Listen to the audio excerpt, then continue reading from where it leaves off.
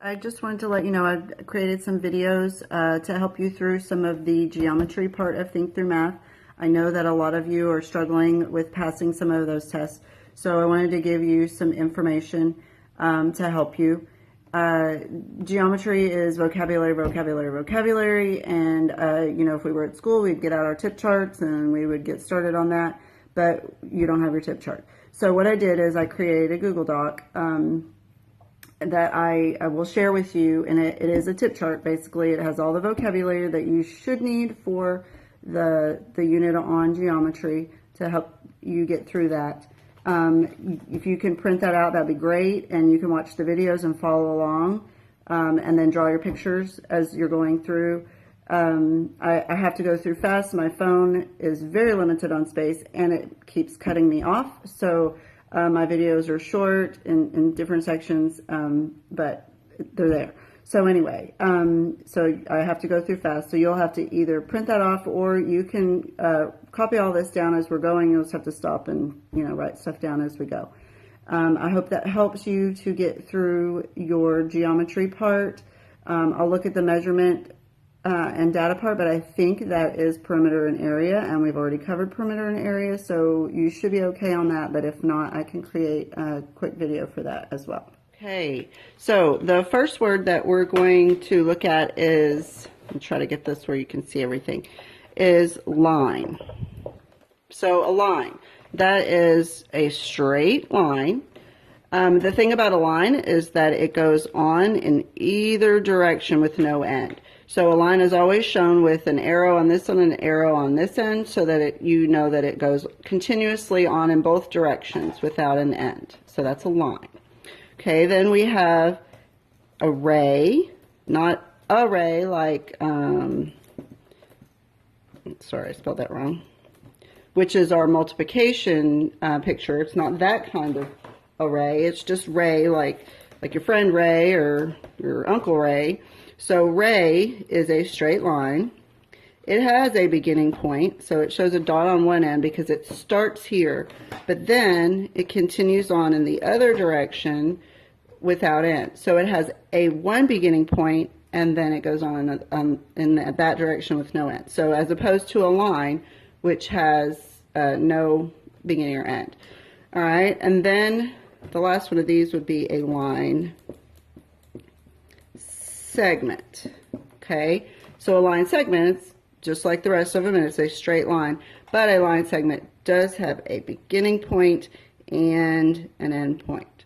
So we have a part. Now line segments are what you're going to use to create shapes with. They're created with line segments, so they'll take 4 line segments or 3 line segments together and make a triangle or quadrilateral.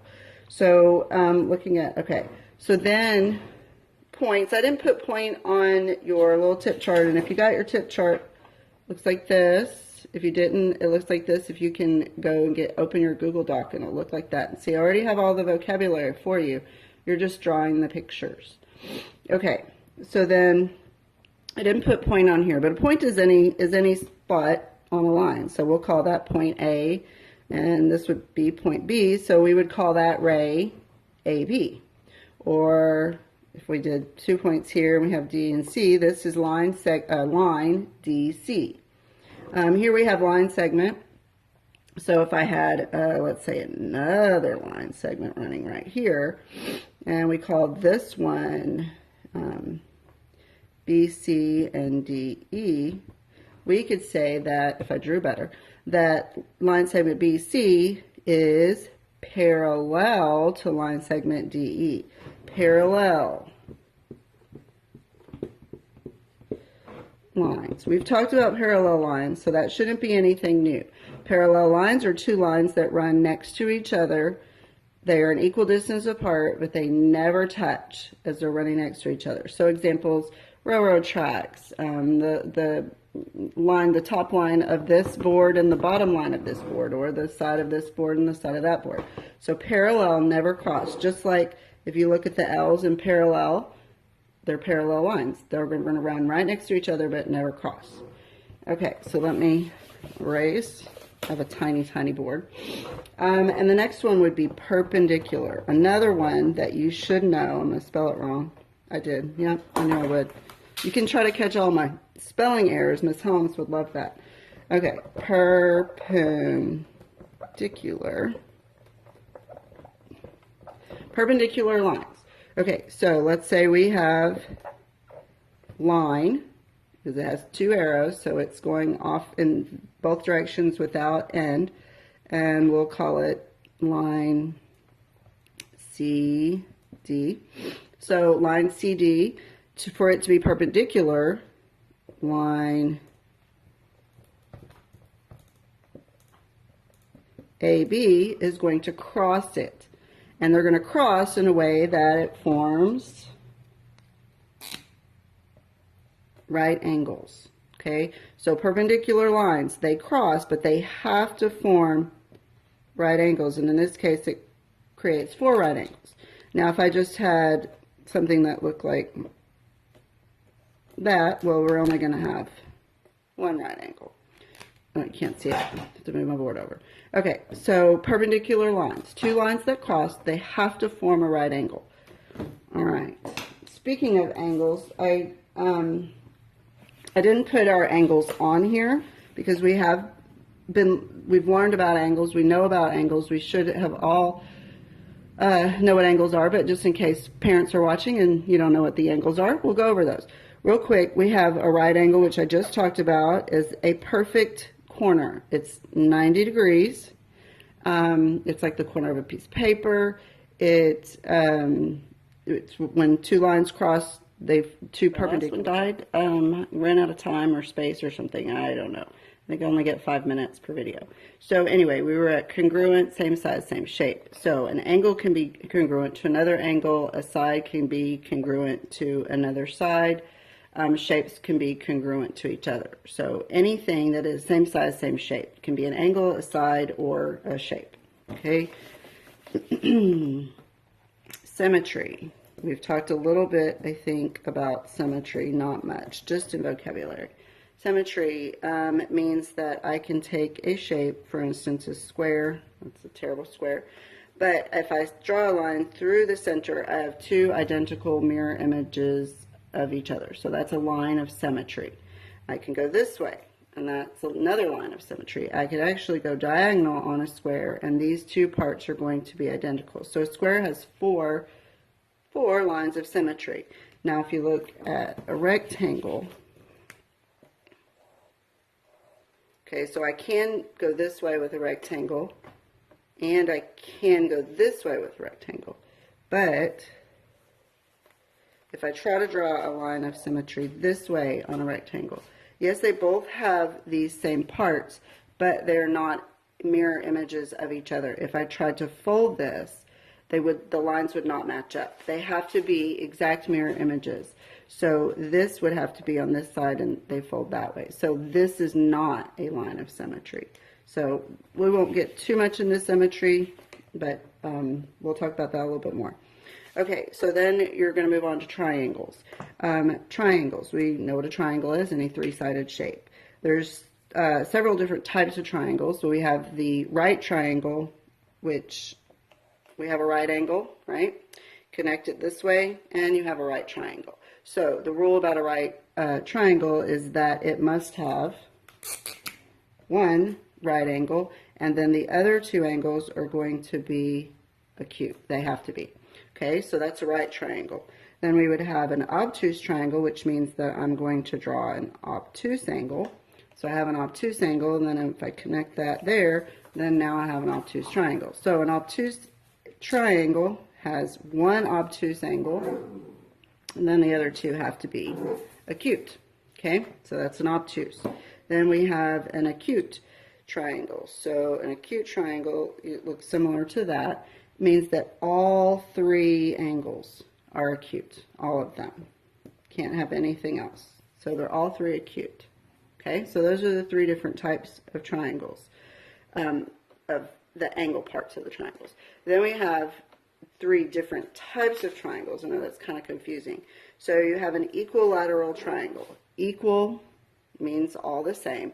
Lateral means sides. So equilateral means all sides are exactly the same. So kind of like my acute triangle that I drew here, all three sides have to be, and I know I didn't measure these, but you know, let's just pretend that all three sides are the same. So it's an equilateral triangle. It means all three sides are exactly the same, which also means all three angles are going to be exactly the same. Now, if you add up all three angles in a triangle, in any triangle, all three angles should add up to 180 degrees inside of every triangle. So this would be 60, 60, 60. So that would be an equilateral triangle. All three sides are exactly the same. Okay.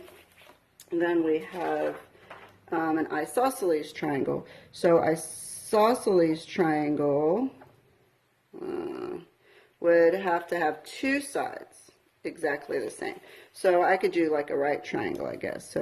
So here we have this right triangle. These two sides are exactly the same, and then if I draw this one across, it's obviously longer. So this would be an isosceles triangle. This side and this side are, there's that word congruent. They are the same size, same shape. They are congruent. So it has two congruent sides. And so if that is true, then that means this angle and this angle are also congruent. They are also the same. So an isosceles triangle has two congruent sides and two congruent angles. Okay? Then you have a scalene triangle. So a scalene triangle is just, that's probably not a very good one. A scalene triangle has no sides. No sides that are congruent. So this side, none of the sides are going to be congruent to any of the other sides. Very close to my time running out, so I'm going to have to stop this. Quadrilaterals. Quadrilaterals are any four-sided shape. So starting with the square. Everybody knows what a square is. Square has four sides. All sides are congruent. All sides, all angles are congruent because they are all 90-degree angles, and opposite sides are parallel. So the top, if we call this square ABCD, we could say that AB is parallel to CD. We could say BD is parallel to AC. We could also say that AB is congruent to all the sides. All sides are congruent. Okay, so that's a square. Rectangle, same thing. We all pretty much know what a rectangle is. So if we called this ABCD, rectangle ABCD, you could say that this side is congruent to this side, because in a rectangle, opposite sides are equal. So this side is equal to this side. Opposite this side would be equal to this side. All angles in a rectangle are right angles, so they are all congruent because they're all right angles. And then opposite sides are parallel. So AB is parallel to CD. BD is parallel to AC. Okay? So that's quadrilaterals.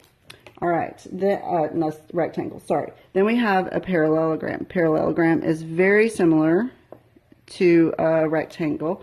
I like to call it a pushed over rectangle. So it looks like this, and it's just like somebody shoved a rectangle and pushed it over. So a parallelogram, the same like a rectangle, opposite sides are congruent. So this side would be congruent to this side. We'll call this parallelogram ABCD. AB is congruent to CD, and then BD would be congruent to AC. Okay. Also on a parallelogram, opposite angles are congruent. You'll notice there are no right angles in a parallelogram. Angle A is congruent or equal to angle D. Opposite angles are equal. So then that means that angle C over here is congruent to, we have to put two lines, is congruent to angle B. So they're equal. All angles inside of a quadrilateral will equal 360 degrees. No matter what shape, what quadrilateral it is, all angles add up to 360 degrees. Okay, so that's parallelogram. Very similar to a rectangle, except for it has no right angles. Okay, then a rhombus is just like a square. I can't draw one of those very easily. It's like a pushover square. So a rhombus, all sides are equal. So this side is congruent to this side, is congruent to that side. So if we have rhombus ABCD, all sides are congruent. Opposite sides, opposite angles are congruent. So angle A is congruent to angle D, and angle C is congruent to angle B. So no right angles in a rhombus again, but opposite angles are congruent. All sides are congruent. All sides are equal, and opposite sides are parallel. So AB is parallel to CD. Okay, so that is a rhombus. All right, then we have a trapezoid, and most of you know what a trapezoid is, or you should. We talked about trapezoid in vocabulary a lot. So here's trapezoid, which typically looks like a trapezoid. It can be upside down or sideways or whatever. The one rule about trapezoid is that it has four sides, obviously, and that it has at least one set of parallel lines. So in this case, this side is parallel to this side. So if we call this trapezoid ABCD, we could say that AB is parallel. Can't see that, so I have to move my board over. Parallel, these are parallel lines. So AB is parallel to CD. Okay. It doesn't have any right angles on this trapezoid. Now there is a trapezoid that you can draw that does have right angles. It's called a right trapezoid. So again, the rule that it has to have one set of parallel lines. So we have a right angle here, we have a right angle here, and the thing about this is that it goes this way. So this is a right trapezoid. It has a right angle here, and it happens to have another one here, but it only has one set of parallel lines. So if we call this A, B, C, D, we could say that AB, line AB, is parallel, these are the symbol for parallel, to CD. So these two lines are parallel. Okay, so that's right trapezoid. All right, I think that will get you through most of the geometry section. If you have any other questions, you can email me or you can text me, or we can maybe talk about it when we have our Zoom meeting. Hopefully I covered everything. I know that was fast, but my battery, my phone is terrible and has no space. So I'll get these uploaded.